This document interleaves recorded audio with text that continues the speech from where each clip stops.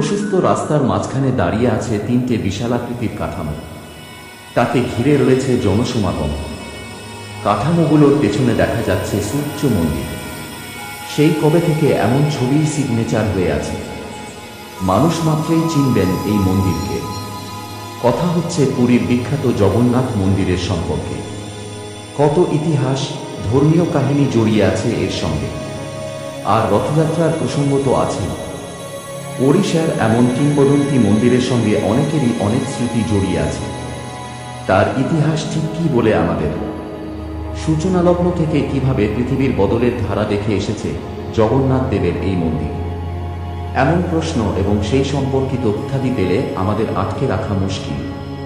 কিন্তু এই লেখার শিরোনাম দেখে খানিক শঙ্কা জাগতে পারে। পুরীর মন্দির তৈরির নানা কাহিনী তো আমরা জেনেছি। সেখানে বৌদ্ধ তত্ত্ব কোথা থেকে এলো, বিভিন্ন লেখা, ঐতিহাসিকদের দলিল এবং প্রাচীন পুঁথিতে এমন একটি বিষয় উঠে এসেছে। এমনকি স্বামী বিবেকানন্দ এই ব্যাপারটি নিয়ে নিজের কথা বলে গেছেন। তিনি লিখেছিলেন, জগন্নাথ মন্দির একটি প্রাচীন বৌদ্ধ মন্দির।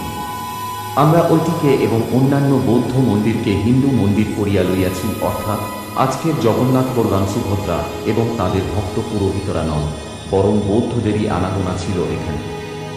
ভারতের উত্তর ও পূর্ব অংশের অন্যান্য বৌদ্ধ মঠ ও মন্দিরের মতোই এর রূপ বদলে যায়। ভারতে বৌদ্ধ ধর্ম এবং তার প্রচার সম্পর্কে নানা কথা আমরা ইতিহাসে জেনেছি। এও জেনেছি একটা সময় এইসব অঞ্চলে তৈরি হওয়া বৌদ্ধ ক্ষেত্রগুলির অনেকাংশই আক্রান্ত হয়েছে। হয় ভেঙে ফেলা হয়েছে, নয়তো সেখানে তৈরি করা হয়েছে মন্দির। কিন্তু তার সঙ্গে কি পুরীর জগন্নাথ মন্দিরও যুক্ত আছে? একা স্বামীজি নন, আরও অনেকেই এমন কথা বলেছেন। তারা বেশ কিছু বিশেষ দিকে আমাদের দৃষ্টি আকর্ষণ করিয়েছেন। আমরা জানি কলিঙ্গ যুদ্ধের কথা।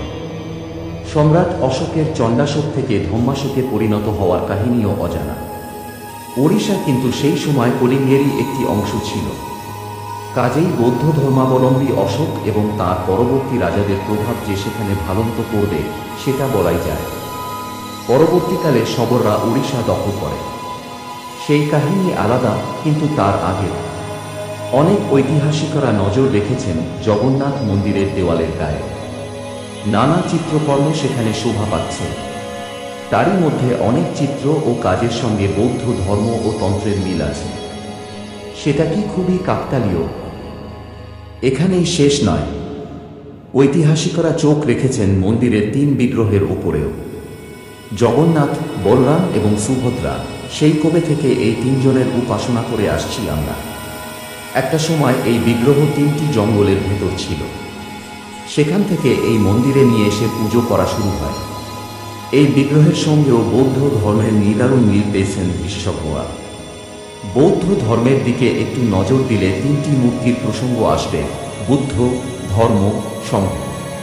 এদের মধ্যে ধর্মকে নারী রূপে কল্পনা করা হয় এবং এদের অবয়ব বলে সেরকম কিছু নেই, চোখ, নাক আর অর্ধচন্দ্রাকৃতি ওষ্ঠ। বুদ্ধ, ধর্ম, সংঘ পাশাপাশি রাখলে এরকম আরও একটি ত্রয়ী মূর্তির কথা মনে পড়ে যাচ্ছে না।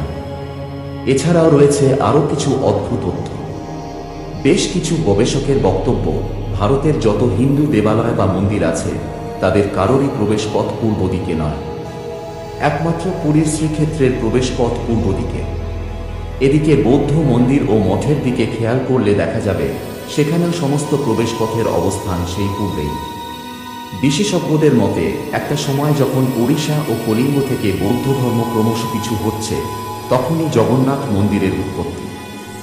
এক সময় যেখানে একটি বৌদ্ধ মন্দির ছিল সেটাকেই গড়ে তোলা হয় বৈষ্ণব তীর্থস্থল হিসেবে। আর রামানুজের সময় থেকেই এই বৈষ্ণব ভাবের প্রবেশ, যার সম্পূর্ণ বিকশিত রূপ দেখা যায় চৈতন্যদেবের আগমনের পর। পুরীর মন্দির তো বটেই, এমন বিতর্কিত আলোচনায় উঠে এসেছে বিখ্যাত রথযাত্রার কথা। আজ যে উৎসব শুধু পুরীতে সীমাবদ্ধ নেই, গোটা বিশ্ব থেকে মানুষ আসে এই সময়। এই রথযাত্রার ঐতিহ্য কতটা প্রাচীন, এখানেও কি রয়েছে বৌদ্ধ প্রভাব? বেশ কিছু ঐতিহাসিক অন্তত তাই বলছেন। দেশীয় ইতিহাসবিদ, বিশেষজ্ঞরা তো বটেই, বিদেশি ঐতিহাসিকদের গবেষণাও এমন প্রসঙ্গ তুলে এনেছেন। বৌদ্ধদের মধ্যে দন্তযাত্রা বলে একটি প্রথা প্রচলিত আছে, যেখানে বছরে একবার বুদ্ধের দাঁত নিয়ে একটি শোভাযাত্রা নির্গত হত। একটা সময় ওড়িশাতেও এই প্রথা প্রচলিত ছিল।